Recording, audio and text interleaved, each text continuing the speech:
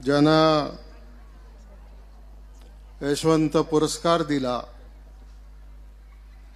ते आपले हरिभक्तपरायण तुळशीदास महाराज सरकटे, शिवाजीराव चाळक, माननीय काकडेजी, श्री बबनराव हडवळे, व्यासपीठावर बसलेले अन्य सर्व मान्यवर आणि आपण समोर बसलेले सर्व शेतकरी बंधू भगिनी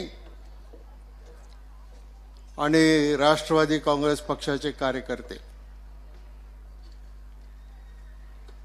आज माधुशेठ वाघ यांच्या निमंत्रणावरून यशवंत नागरी पतसंस्थेने जी नवीन इमारत बांधली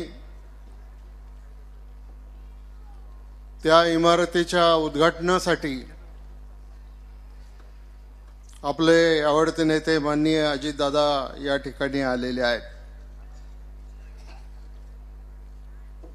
आणि नुसतं पतसंस्थेचं उद्घाटन एवढंच नाही तर जवळजवळ 100 कोटी रुपये खर्च करून पाणी पुरवठा योजनेच्या संदर्भामध्ये भूमिपूजन झालं आणि वल्लभ शेठ आणि आम्ही गेल्या अनेक वर्षापासून ज्या चिलेवाडीच्या धरणाच्या संदर्भामध्ये बोलत होतो त्याच्यातला एक पाठ राहिला होता, त्याला सुद्धा माननीय अजितदादांनी पैसे उपलब्ध करून दिले आणि आज त्याचं काम पुढे सुरू झालेलं आहे. आत्ताच आपल्या आमदार साहेबांनी अतिशय आत्मविश्वासाने या ठिकाणी आपले विचार मांडलेले आहेत आणि आपल्याला सगळ्यांना माहिती आहे की गेले अनेक वर्ष आपले नेते माननीय वल्लभ शेठ बेनके आणि आम्ही सगळेजण एकत्रितपणाने काम करून जुन्नर, आंबेगाव, शिरूर या परिसरामध्ये एक डेव्हलपमेंट करण्याच्या संदर्भामध्ये सातत्याने काम केलं. वेळ बदलली, अतुल शेठला आपण आमदार म्हणून निवडून दिलं आणि सरकार स्थापन झालं आणि सरकार स्थापन झाल्याच्या नंतर लगेच कोविड आला आणि कोविडमुळं जवळपास 2 वर्ष गेली आणि त्या 2 वर्षामध्ये थोड्या विकासाच्या कामाची गती संथ झाली. पण प्राधान्य माणसं वाचवायला होतं. घरातला सख्खा भाऊ सुद्धा एखाद्या घरामध्ये मृत्यू झाला तर त्याच्या प्रेताला हात लावायला तयार नव्हता आणि अशा अवघड परिस्थितीमध्ये महाराष्ट्रातल्या सर्वसामान्य माणसांचे जीव वाचवायचं काम सरकारच्या माध्यमातून आपण सगळ्यांनी केलं. कोविडच्या काळात एकटे नेते माननीय अजितदादा असे होते की सकाळी 8:30 वाजता मंत्रालयामध्ये येऊन संध्याकाळपर्यंत जे जे प्रश्न असतील, जिथं जिथं अडचण असेल, जिथं जिथं कमी असेल, तिथं तिथं मदत करण्याचं काम आणि आदेश देण्याचं काम माननीय दादा करत होते. काही दिवसाच्या नंतर काही राजकीय बदल झाले. त्याच्या संदर्भात मी बोलण्यापेक्षा अजितदादा आणखीन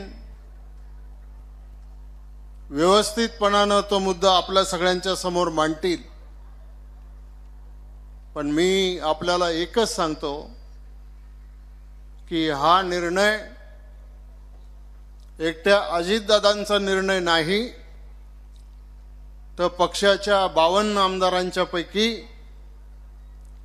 42 आमदारांनी घेतलेला हा निर्णय आहे.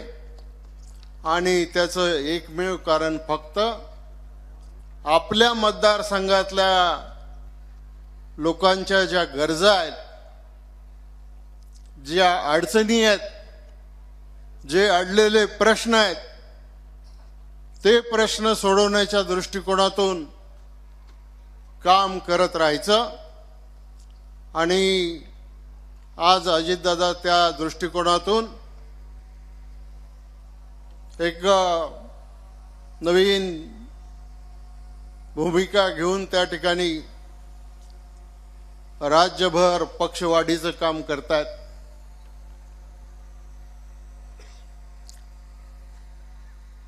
अतुल शेठनी सांगितलं की अजितदादांनी मुख्यमंत्री झालं पाहिजे. महाराष्ट्रामधल्या सर्वसामान्य माणसाची ही अपेक्षा आहे. जर गतिमान प्रशासन आपल्याला पुढे चालवायचं असेल तर अजितदादांनी एकदा या राज्याचं नेतृत्व करावं आणि मग त्याच्यामधला फरक आपल्याला त्या ठिकाणी आढळून येईल. आज शेतकऱ्यांचे अनेक प्रश्न आहेत, शेतीचे अनेक प्रश्न आहेत, बेरोजगारांचे प्रश्न आहेत. आणि हे सगळे प्रश्न सोडवत असताना मग कधी अतिवृष्टी आली, कधी गारपीट झाली, कधी दुष्काळ पडला, आणखीन काही झालं तरी सर्वसामान्य माणसाला, शेवटच्या माणसाला मदत करायची ही भूमिका सातत्यानं आपण त्या ठिकाणी घेतो आहोत. येतात काही प्रश्न, अडचणीचे निर्माण होतात. फक्त साखरेत परवडत नाही म्हणून इथेनॉलच्या प्रकल्पाला गती दिली. इथेनॉल तयार झाल्याच्या नंतर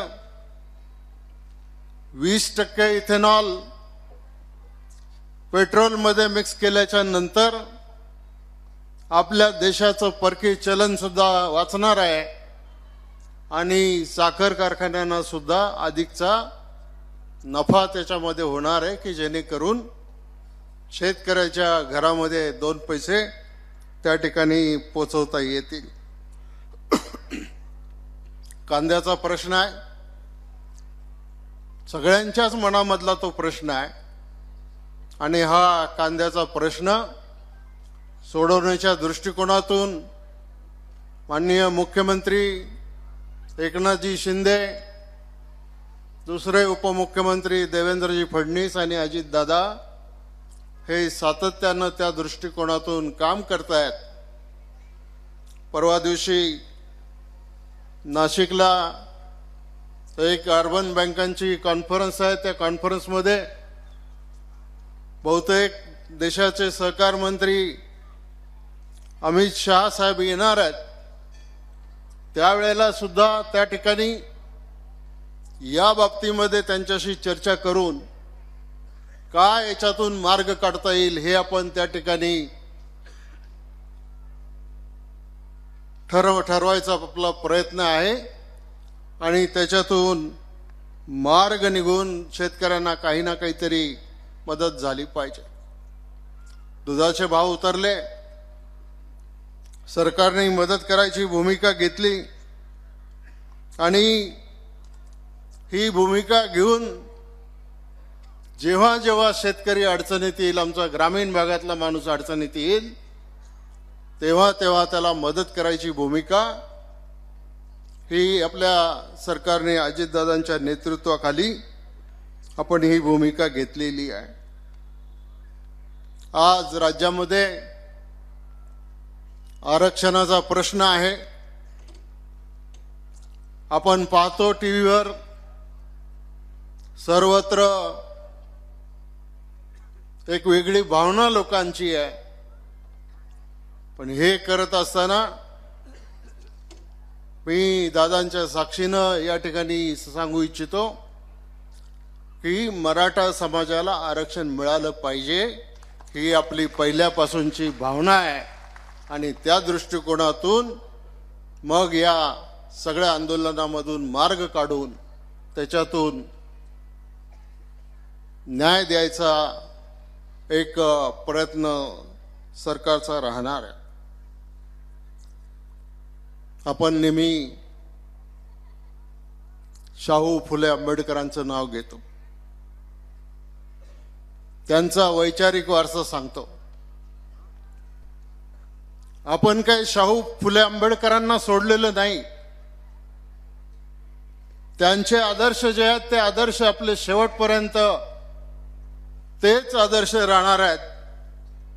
परंतु राजकारणामध्ये अनेक वेळेला अनेक प्रकारचे प्रसंग येतात आणि त्याच्यातून मार्ग काढण्यासाठी निर्णय घ्यावे लागतात आणि तो निर्णय माननीय अजितदादांनी त्यांच्या नेतृत्वाखाली घेतला आणि एक राज्याला स्थिरता देण्याचं काम आपण या ठिकाणी करतो आहे। छत्रपती शिवाजी महाराजांनी दिलेला विचार हा आपल्याला पुढे घेऊन जायचा आहे आणि त्यासाठी नुसती शेतीच नाही तर सहकाराच्या बाबतीमध्ये सुद्धा की ज्या सहकाराच्या माध्यमातून गावागावामध्ये खेड्याखेड्यामध्ये एक वेगळी अर्थव्यवस्था उभी राहिली, त्या सहकार कायद्याला आज गावच्या विविध कार्यकारी सोसायटी असतील तर त्या फक्त कर्ज वाटपाचं काम करतायत आणि त्यांना अधिक काम मिळालं पाहिजे याच्यासाठी नवीन सहकार कायद्याच्या माध्यमातून गावातल्या या विविध कार्यकारी सोसायट्यांना फक्त कर्ज वाटपाचंच काम नाही तर 152 प्रकारचे व्यवसाय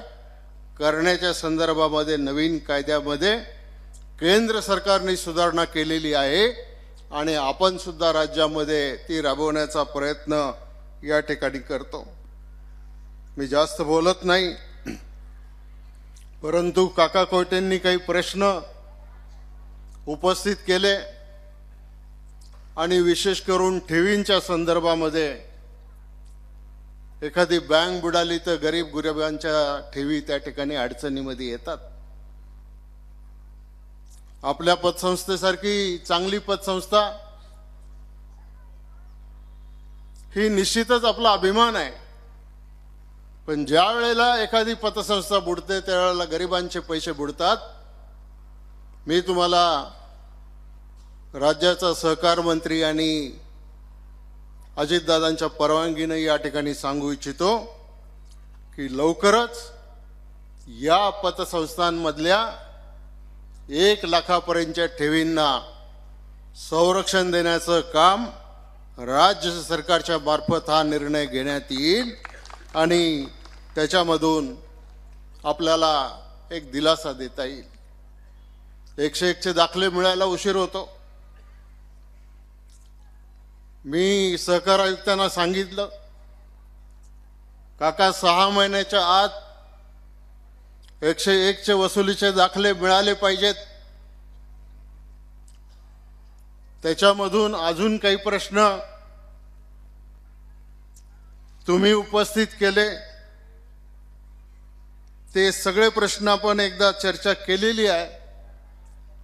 पुन्हा बाकीच्या प्रश्नांच्या संदर्भामध्ये तुम्हाला मी मुंबईला बोलवलेलं आहे. सगळ्या अधिकाऱ्यांच्या समवेत बसून आपण पतसंस्थांचे प्रश्न असतील, नागरी बँकांचे प्रश्न असतील, जिल्हा बँकांचे प्रश्न असतील, अर्बन बँकांचे प्रश्न असतील, या सगळ्या सहकारी संस्थांना एक चांगल्या प्रकारचा जीव लावण्याचं काम आपण सगळेजण करूया.